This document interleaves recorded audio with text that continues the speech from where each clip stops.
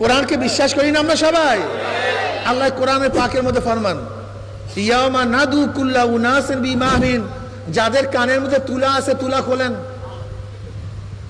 যাদের কানের মধ্যে তুলা আছে তুলা খোলেন।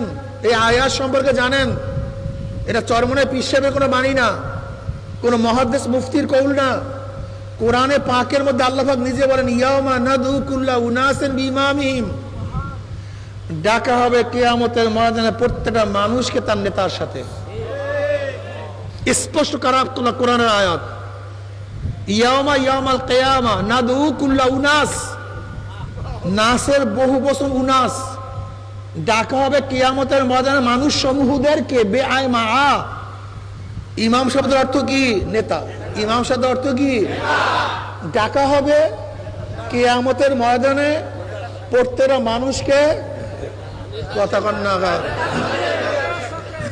যে যাকে নেতা মানছেন, যে যাকে নেতা মানছেন, কিয়ামতের ময়দান নেতারা সামনে থাকবে। যারা Karl Marx, Mao Tse-tung, Abraham Lincoln, Shakespeare, Aristotle, Montesquieu, Locke, Rousseau, Sheikh Saheb, Ziaur Rahman সাহেব, তারেক সাহেব, জয় সাহেব, শেখ হাসিনা, খালেদা জিয়া,